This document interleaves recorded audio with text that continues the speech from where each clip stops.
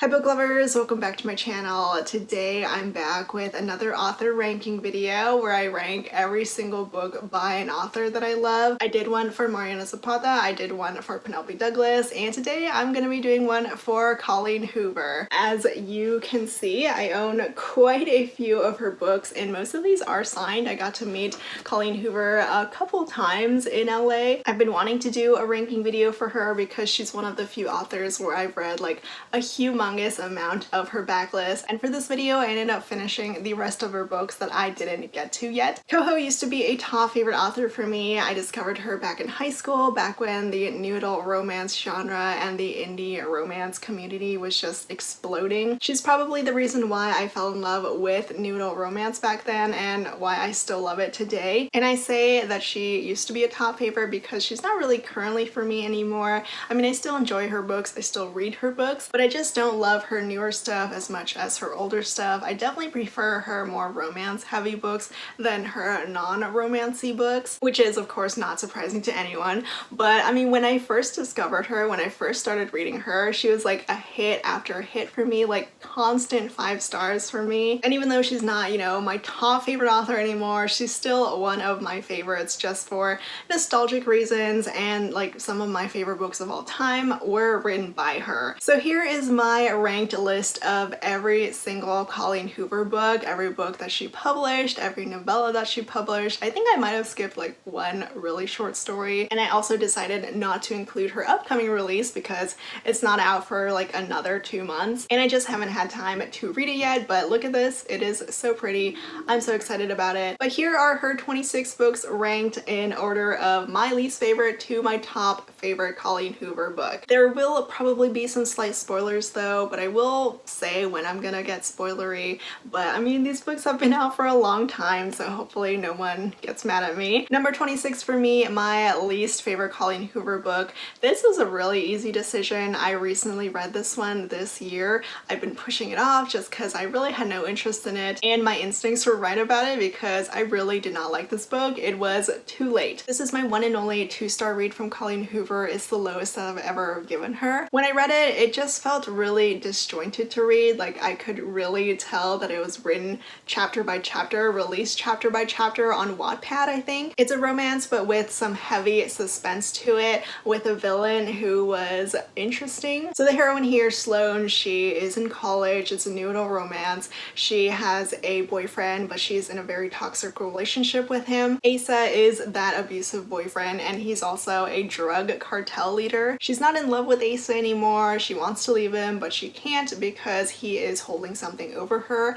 And in one of her new classes, that's where she meets Carter, her hero, who is a really nice guy. He's the complete opposite of Asa, but it turns out that he has a whole different identity. He's an undercover agent trying to take down Asa. So while I liked the suspense for the most part, the romance fell so flat for me between Sloane and Carter. I really felt nothing between them. I also wasn't the biggest fan of Asa's portrayal, like his mental illness.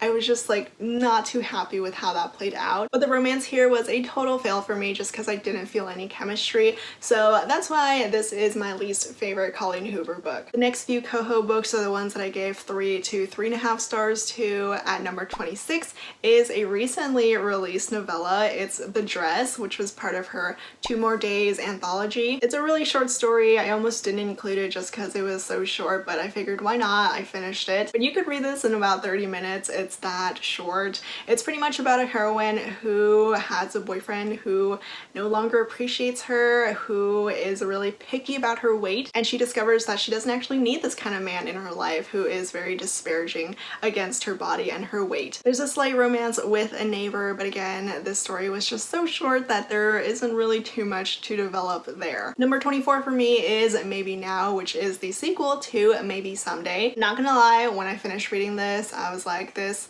didn't really feel necessary. At least it felt really unnecessary when it came to being a sequel for Sydney and Ridge, because I just didn't really like these 2 characters in their sequel. It is a really sweet story, borderline cheesy, but I definitely would have appreciated it more if it was just about Maggie and her romance and her story rather than Ridge and Sydney's. Maggie was Ridge's ex who has cystic fibrosis, and she's going through a lot with that. She's trying to live her life to the fullest while she can, and she ends up falling for a doctor who is a single father, and there really wasn't much to them. There just sadly weren't enough pages about Maggie and her romance, because a lot of the time it focused on Ridge and Sydney, which I didn't really care about. It's about them and Maggie dealing with the aftermath of what happened at the end of Maybe Someday. So there's a lot of trust issues going on. They're trying to mend this broken friendship, and I just sadly felt like we didn't really need this full-length book. If we got a novella about Maggie, I would have been perfectly happy with that. Number 23 is Layla. This is Colleen Hoover's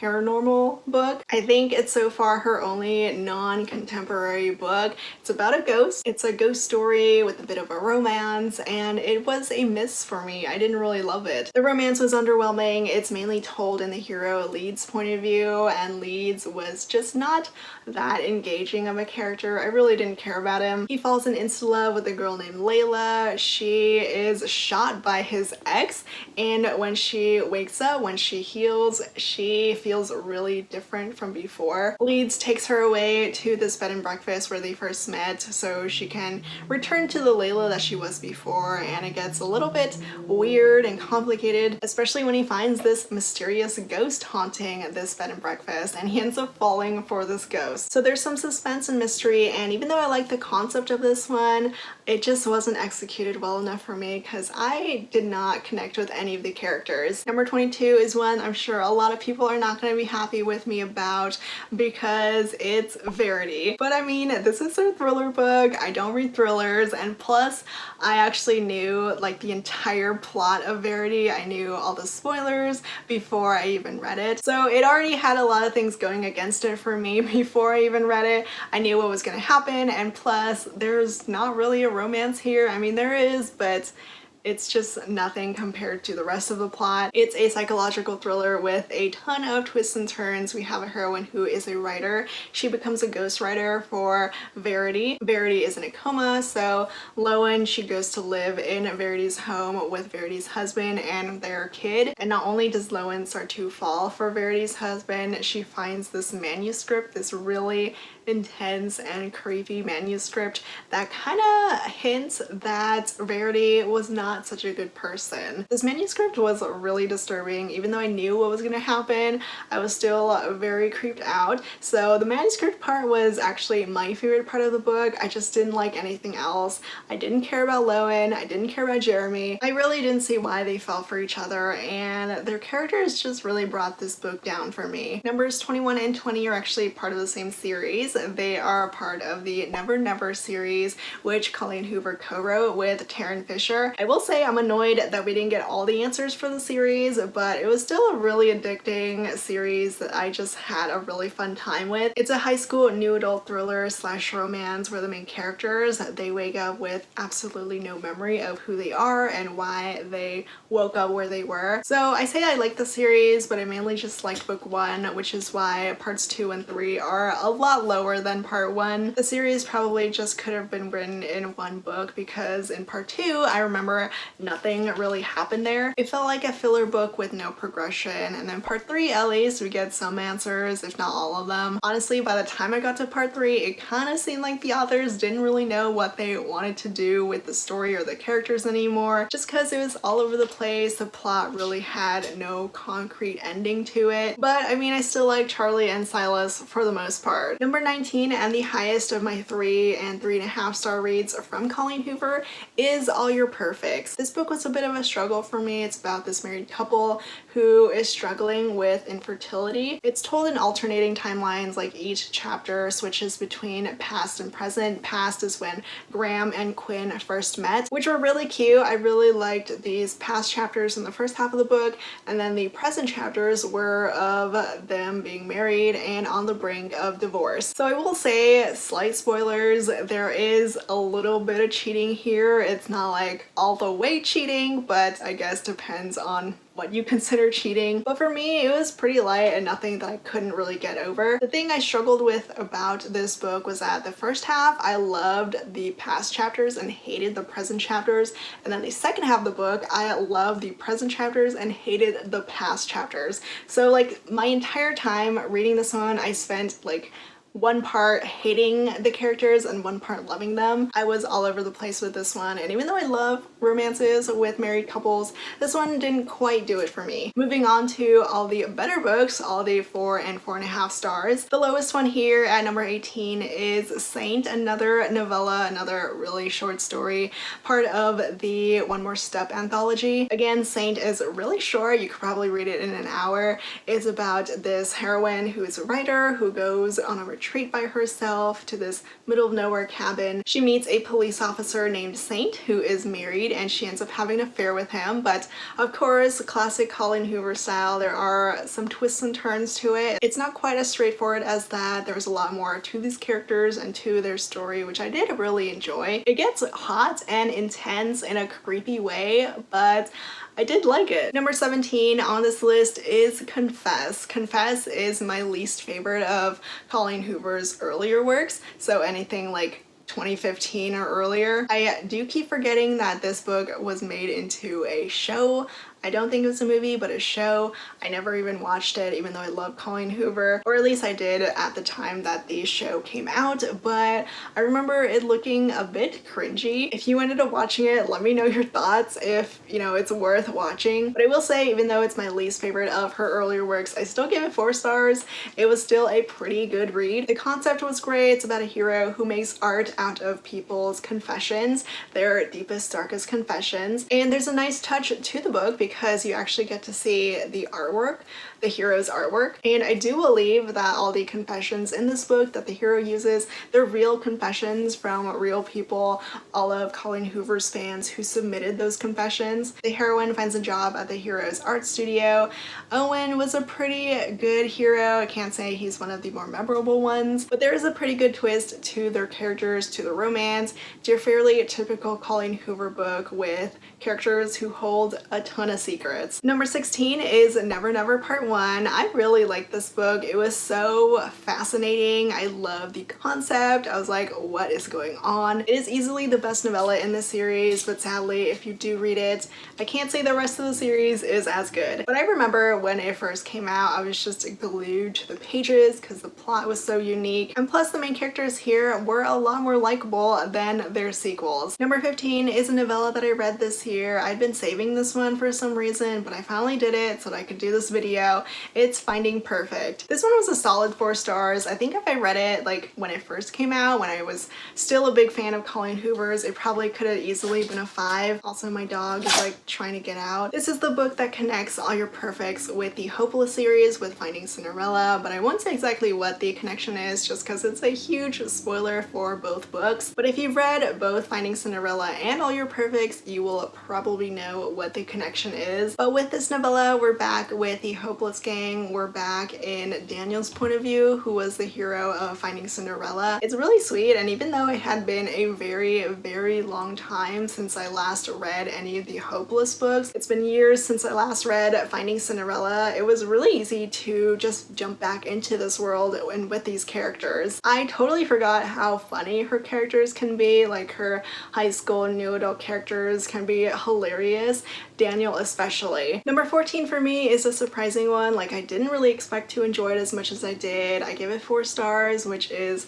pretty solid. It's Without Merit, which I would consider more YA than new adult romance. Even though this wasn't romance focused or romance heavy, I still really enjoyed it. It's about a heroine who's dealing with depression, she's in high school, and also dealing with her messed up family. There is still a little bit of romance. It's with a guy that she thinks is her twin sister's boyfriend, so she gets very hands-off with him even though she does start to fall for him. It got really heartbreaking to read. Like, I was really feeling for Merit here, but luckily the ending is very uplifting. It's a happy ending. I did like the way that this played out, and even though her entire family is quite messed up, there was still pretty unique and unforgettable. At number 13, we're getting to the halfway mark, so we're getting into more of my favorites, but this one is still in the 4-star section. It's Regretting You. You, which is currently the only book I think that I've ever given like a video review for by Colleen Hoover. I have never felt so angry at some side characters while reading a book, but this book had me so pissed. The book itself is a balance between women's fiction and romance.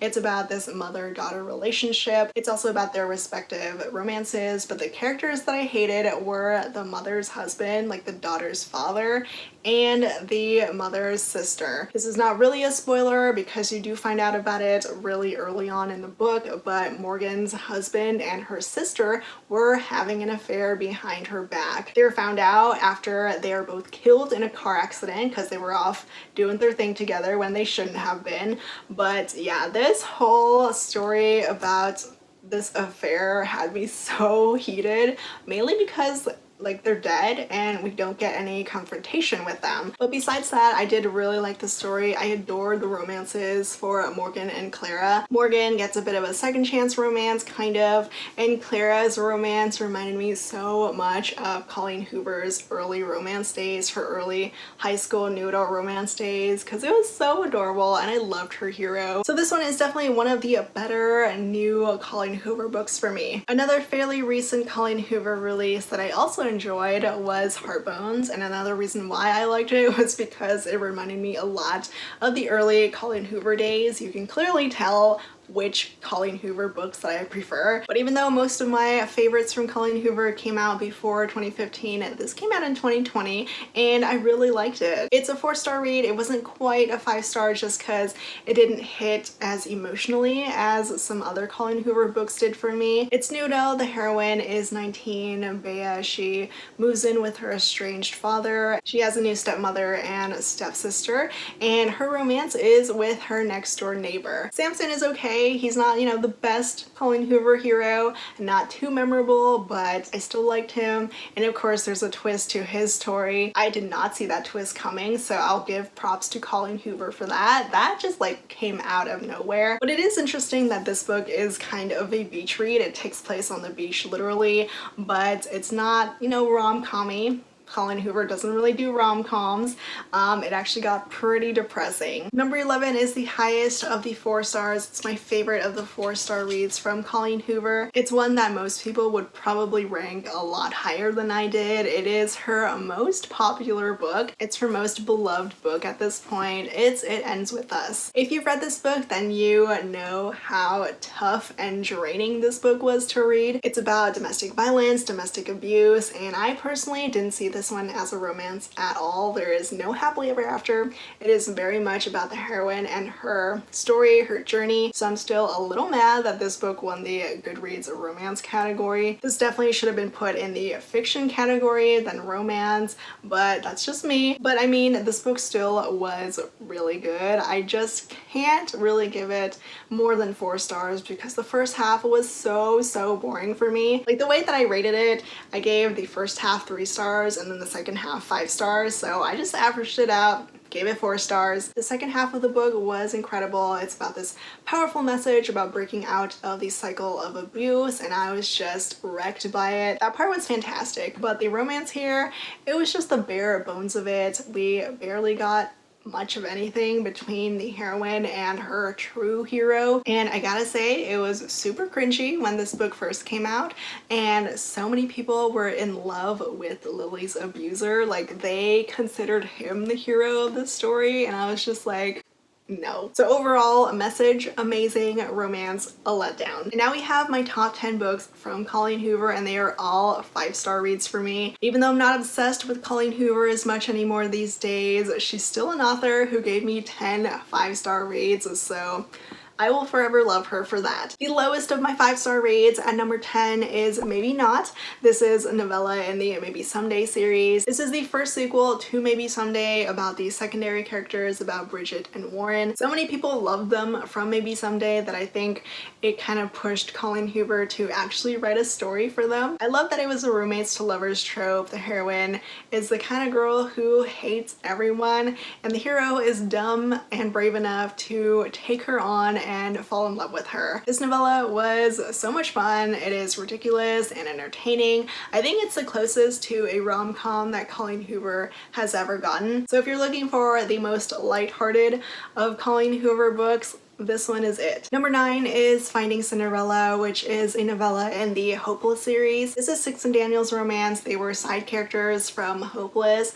You can see a trend that Colleen Hoover really liked to write about side characters and give them their romance. But funny story about Finding Cinderella, my cousin and I wrote reviews for it on my blog, and Colleen Hoover saw it. She ended up sharing it and hosting like a giveaway for her. Like anyone who comments on our blog on that review, they'll get a signed paperback of the series. But it was just so funny when my cousin and I found out that Colleen Hoover saw a review or read a review and shared it. We were just dying. We FaceTimed each other to scream. And even better, the random commenter who won the signed series from Colleen Hoover, she was my high school classmate. But I love this novella. It was the perfect wrap up to the Hopeless series. I was so happy that we got Six and Daniel's romance because I love them from Hopeless. Number 8 on this list is This Girl. This is pretty much the retelling of Slammed from the hero's point of view. This was the first time Colleen Hoover did it, but not the last, where she rewrote a book in the hero's point of view, which, I mean, I'm not gonna lie, I was all for it. I loved her hero point of view books, and you would think for a book that's rewritten from a different character's perspective, there's not gonna be enough content, like you already know what's gonna happen, but this one was perfect. I loved it. Not as much as the original, but it was still amazing. The perfect companion. Like if you loved Slammed and you're hesitant about reading This Girl, you need to read This Girl. Number 7 is a book that probably would have been better if it was put at the number 9 spot. It is November 9. This book was so good. I love the unique plot to it, and the angst was amazing. So the main characters here, Ben and Fallon, they meet each other once a year. They meet each other on November 9th every year without fail, no matter what's going on in their lives, and that's how they fall for each other. The only reason this is slightly below Slammed and Point of Retreat is because the hero did something really dumb that I still haven't forgiven him for. It's been like 6 years since this book first came out, and I'm still not over it. Slight spoilers, but the hero gets into this relationship with this other woman, and this specific woman. It felt so wrong of him to do this. I got mad at him for that, but things do get resolved pretty easily, and he does grovel. But other than that, I still love this. The next 2 on my list, I mean, I kind of gave it away already, but it is Slammed and Point of Retreat. I honestly could not give a ranking for these 2. Like I can't rank one higher than the other. So these are sitting at number 5 and 6. I can't choose because I literally read these 2 in the same day. I read them back to back. I just could not stop reading them. They were the first books that I ever read from Colleen Hoover. It started my obsession with her. I loved both of them. If I had to choose, I would probably just choose Slam to be ranked a little bit higher just because it was the first book. It was, you know, Colleen's debut. I have so much love and nostalgia for it. It was one of the first new adult romances that I'd ever read. I read it all the way back in 2012. I read both of them back in 2012, and these 2 books just made me her biggest fan. The series is a forbidden romance between an 18-year-old high school student and her 21-year-old teacher. So it's not an age gap or anything, but it's still pretty forbidden. But oh my gosh, Will was perfection for high school me. He was one of the first book boyfriends that I'd ever had. The slam poetry, the romance, all the characters, they were just amazing. And even from her debut, you could just tell how talented Colleen Hoover was, like her writing, her storytelling, even her sense of humor. It all just vibed so well. Number 4 on my list, this one was so hard. I honestly could put this one in my top 3 just because this is the book that made me cry the most. Losing Hope is number 4, and it made me sob like a baby. This is one of Colleen Hoover's other hero point of view books. It's a retelling of Hopeless from Holder's point of view. Holder is my number 1 hero from Colleen Hoover, so getting his point of view was fantastic, and oh my gosh, I could not tell you how hard I cried, especially towards the end of this book, even though I knew what was gonna happen because I read Hopeless already, but I sobbed and ugly cried, and for that, this book definitely deserves like a top spot in this list. And now we're down to my top 3, and I mean, you can probably tell what's left. It was so hard to rank these. I mean, actually, my number 1 spot is still pretty much the same since I first read this book, but my numbers 2 and 3, they could probably be interchangeable just depending on my mood. But my 3rd favorite Colleen Hoover book is Maybe Someday. This book was probably the reason why I ended up loving angst in my romances so much. It's a forbidden romance, the hero is in a relationship, and yet the main characters fall in love. Ridge is still one of my favorite Colleen Hoover heroes. He is a deaf character, yet he's able to create music. And what's really special about Maybe Someday is that it was so much more than just a book.